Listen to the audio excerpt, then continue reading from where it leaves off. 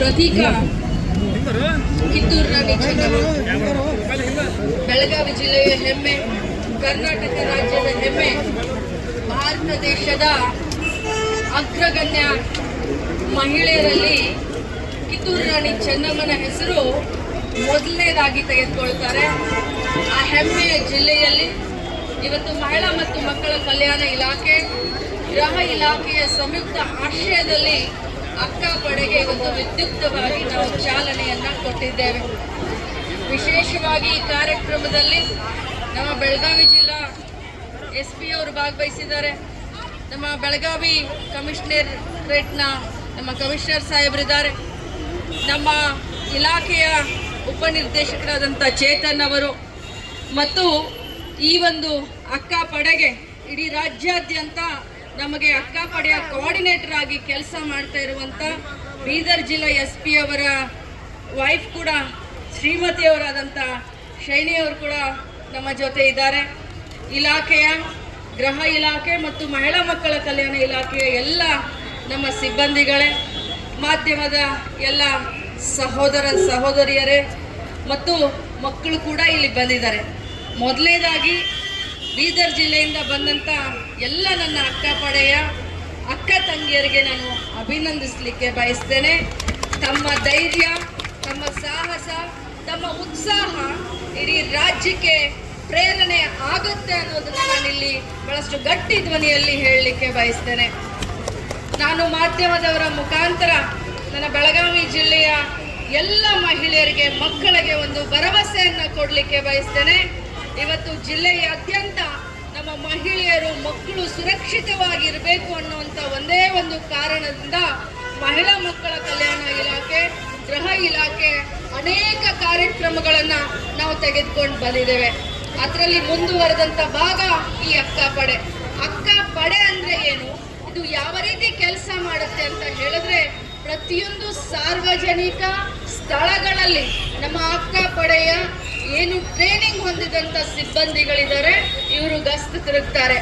ಸಾರ್ವಜನಿಕ ಸ್ಥಳ ಅಂತಂತಂದ್ರೆ ಜಾತ್ರೆಗಳಿರಬಹುದು, ಮಾಲ್ ಇರಬಹುದು, ಬಸ್ ಸ್ಟ್ಯಾಂಡ್ ಇರಬಹುದು, ರೈಲ್ವೆ ಸ್ಟೇಷನ್ಗಳಿರಬಹುದು, ಮದುವೆ, ಸುಮಾರು ಈಗ ಮದುವೆ ಆಗ್ತಾ ಇರುತ್ತೆ, ಅಲ್ಲಿ ಹೋಗ್ತಾ ಇರಬಹುದು, ಲೇಡೀಸ್ ಹಾಸ್ಟೆಲ್ಗಳಿರಬಹುದು, ಶಾಲಾ ಕಾಲೇಜುಗಳಿಗೆ ಹೋಗೋದ್ರ ಮುಖಾಂತರ ಮಹಿಳೆಯರಿಗೆ ಒಂದು ಧೈರ್ಯ, ಒಂದು ಆಸರೆ, ಒಂದು ಶಕ್ತಿಯನ್ನು ತುಂಬುವಂಥ ಕೆಲಸ ಅಕ್ಕಾ ಪಡೆ ಮಾಡುತ್ತೆ. ಆದರೆ ಅಕ್ಕಾ ಪಡೆಯ ಏನು ಒಂದು ಉದ್ದೇಶ ಸಫಲ ಆಗಬೇಕು ಅಂತಂದರೆ ಅದು ನಾಗರಿಕ ಸಮಾಜ ಮತ್ತು ಅದರಲ್ಲೂ ನನ್ನ ಮಾಧ್ಯಮದ ಎಲ್ಲ ಸಹೋದರರ ಸಹಕಾರ ಅತ್ಯಂತ ಪ್ರಮುಖ ಪಾತ್ರ ವಹಿಸುತ್ತೆ ಅಂತ ಬಹಳಷ್ಟು ಗಟ್ಟಿ ಧ್ವನಿಯಲ್ಲಿ ಹೇಳಲಿಕ್ಕೆ ಬಯಸ್ತೇನೆ. ಅದು ಹೇಗೆ ಅಂತಂತಂದರೆ, ಬೇರು ಮಟ್ಟದಿಂದ ಬಾಲ್ಯ ವಿವಾಹವನ್ನ ತೆಗೆದು ಹಾಕಬೇಕನ್ನೋದೇ ಅಕ್ಕಾ ಪಡೆಯ ಉದ್ದೇಶ. ಬೇರು ಮಟ್ಟದಿಂದ ಬಾಲ್ಯ ಗರ್ಭಿಣಿಯನ್ನ ತಡೆದು ಹಾಕಬೇಕನ್ನೋದೇ ಅಕ್ಕಾ ಪಡೆಯ ಉದ್ದೇಶ. ಪೋಕ್ಸೋ ಕೇಸ್ಗಳನ್ನ ಬೇರು ಮಟ್ಟದಲ್ಲಿ ತಡಿಬೇಕು ಅನ್ನೋದೇ ಅಕ್ಕಾ ಪಡೆಯ ಉದ್ದೇಶ. ಪ್ರತಿಯೊಂದು ಮಹಿಳೆ ಓಡಾಡ್ತಿರ್ಬೇಕಾದ್ರೆ ನಿರ್ಭಯೆಯಿಂದ, ನಿರ್ಭೀತಿಯಿಂದ ಅವಳು ತಲೆ ಎತ್ತಿ ಸುತ್ತಾಕ್ಬೇಕನ್ನೋದೇ ಅಕ್ಕಾ ಪಡೆಯ ಒಂದು ಭರವಸೆ. ಈ ಅಕ್ಕಾ ಪಡೆ ಬರೀ ಅಕ್ಕ ಅಷ್ಟೇ ಅಲ್ಲ, ನಿಮಗೆ ಒಂದು ಆಸರೆ, ನಿಮಗೆ ಒಂದು ಶಕ್ತಿ, ನಿಮಗೊಂದು ಸ್ವಾಭಿಮಾನ ಅಂತ ಬೆಳಗಾವಿ ಜಿಲ್ಲೆಯ ಪ್ರತಿಯೊಬ್ಬ ಹೆಣ್ಮಕ್ಕಳಿಗೆ ಹೇಳಲಿಕ್ಕೆ ನಾನು ಬಯಸ್ತೇನೆ. ಆದರೆ ಸಮಾಜದಲ್ಲಿ ತಾವೆಲ್ಲರೂ ಕೂಡ ನ್ಯಾಯಯುತವಾಗಿ ನಡೆದುಕೊಳ್ಬೇಕು ಅಂತ ಹೇಳಿದ್ರೆ ತಮ್ಮ ಸಹಕಾರ ಕೂಡ, ಯಾಕಂತಂದ್ರೆ ನಾವೆಲ್ಲರೂ ಜವಾಬ್ದಾರಿಯುತ ಇದ್ದಂಥ ನಾಗರಿಕರು. ನಮ್ಮ ಸಂಸ್ಕೃತಿಯನ್ನು ಉಳಿಸ್ಬೇಕು, ಹೆಣ್ಣು ಮಕ್ಕಳನ್ನು ಸುರಕ್ಷತೆಯಾಗಿ ಇಡಬೇಕು ಅನ್ನೋದಕ್ಕೆ ತಮ್ಮ ಸಹಕಾರ ಕೂಡ ಬಹಳಷ್ಟು ಅವಶ್ಯಕತೆ ಇದೆ ಅನ್ನುವಂಥ ಮಾತನ್ನು ಹೇಳ್ತಾ, ಈ ಅಕ್ಕಾ ಪಡೆಯನ್ನು ಯಾವ ರೀತಿ ಸಂಪರ್ಕ ಮಾಡಬೇಕು ಅಂತ ಹೇಳಿದ್ರೆ, ಸುಮಾರು 3 ರಿಂದ 4 ಹೆಲ್ಪ್ ಲೈನ್ಗಳನ್ನು ಕೊಡ್ತಾ ಇದ್ದೇವೆ. 181 ಹೆಲ್ಪ್ ಲೈನ್ ಇದೆ, ಚೈಲ್ಡ್ ಹೆಲ್ಪ್ ಲೈನ್ ಆದಂಥ 1098 ಅಂದರೆ 1098 ಇದೆ.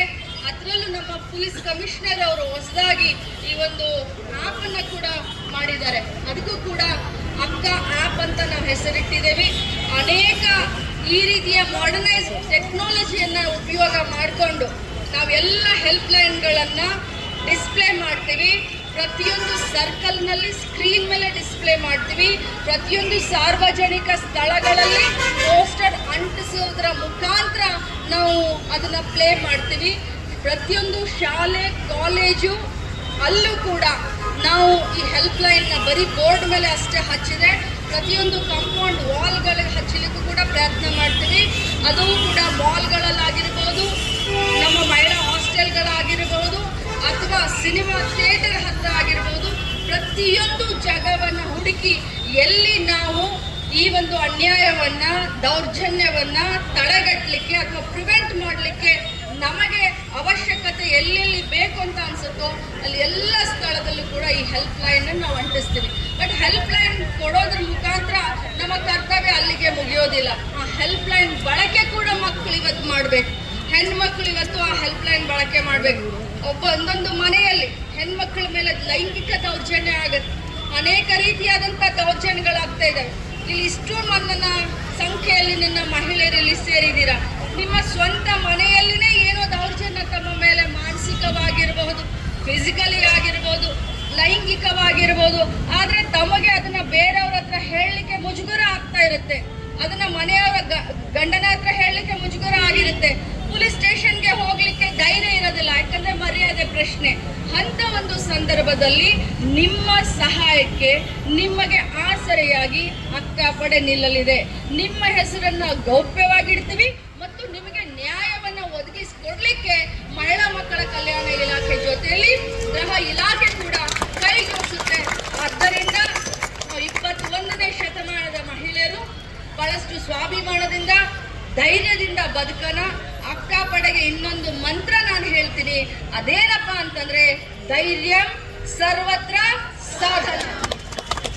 ಎಲ್ಲ ಮಹಿಳೆಯರು ಧೈರ್ಯದಿಂದ ಜೀವನ ಮಾಡಬೇಕು, ಸ್ವಾವಲಂಬನಿಗಳಾಗಬೇಕು, ಸ್ವಾಭಿಮಾನದಿಂದ ಜೀವನ ಮಾಡಬೇಕು.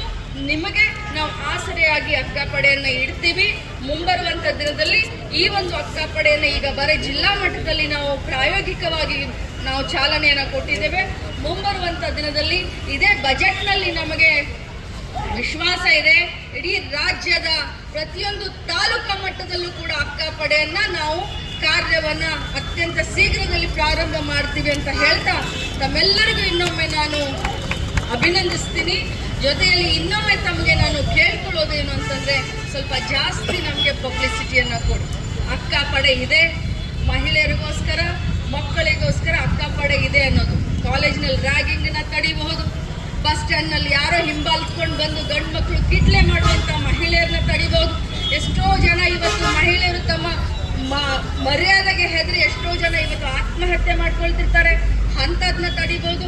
SSLC ಎಕ್ಸಾಮ್ನಲ್ಲಿ ಸೆಕೆಂಡ್ ಇಯರ್ನಲ್ಲಿ ಫೇಲ್ ಆದೆ ಅಂತ ಹೇಳಿ ಮರ್ಯಾದೆಗೆ ಹೆದರಿ ತಾವು ಆತ್ಮಹತ್ಯೆ ಮಾಡಿಕೊಡುವಂಥ ಮಹಿಳೆಯರು ಕೂಡ ಅಕ್ಕಪಡೆಯನ್ನ ಸಂಪರ್ಕ ಮಾಡಿ ತಮ್ಮ ಮಾನಸಿಕ ಖಿನ್ನತೆ ಏನಾದರೂ ಇದ್ರೆ ಕೂಡ ಮಹಿಳಾ ಮಕ್ಕಳ ಕಲ್ಯಾಣ ಇಲಾಖೆ ಅವರಿಗೆ ಕೌನ್ಸಿಲಿಂಗ್ ಮಾಡೋದ್ರ ಮುಖಾಂತರ ಅವರು ಮತ್ತೆ ಸದೃಢವಾಗಿ ಮಾನಸಿಕ ಆ ಒಂದು ಇದರಿಂದ ಹೊರಗಡೆ ಬರಲಿಕ್ಕೂ ಕೂಡ ನಮ್ಮ ಅಕ್ಕಪಡೆ ಅವರಿಗೆ ಸಹಾಯ ಮಾಡುತ್ತೆ ಅನ್ನುವಂಥ ಮಾತನ್ನ ಹೇಳಿ, ಇವತ್ತು ಬಹಳಷ್ಟು ಚೆನ್ನಾಗಿ ನಮ್ಮ ಗೃಹ ಇಲಾಖೆ, ನಮ್ಮ ಕಮಿಷನರ್ ಅವರಾಗಿರ್ಬೋದು, SP ಅವರಾಗಿರ್ಬೋದು, ಎಲ್ಲ ಸಿಬ್ಬಂದಿಗಳು ಮತ್ತು ನನ್ನ ಇಲಾಖೆ ಎಲ್ಲ ಸಿಬ್ಬಂದಿಗಳು, DDO ಎಲ್ಲ CDPOಗಳ ಆದಿಯಾಗಿ ಬಹಳ ಚೆನ್ನಾಗಿ ಇಲ್ಲಿ ಈ ಕಾರ್ಯಕ್ರಮವನ್ನು ಆಯೋಜನೆ ಮಾಡಿದ್ರಿ.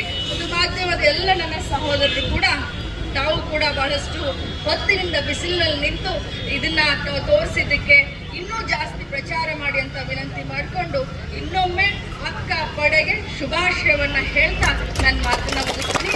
ಬೀದರ್ ಜಿಲ್ಲೆಯ ಎಲ್ಲ ನನ್ನ ಅಕ್ಕ ತಂಗಿಯರಿಗೆ ಇನ್ನೊಮ್ಮೆ ಧನ್ಯವಾದ ಹೇಳ್ತೀನಿ.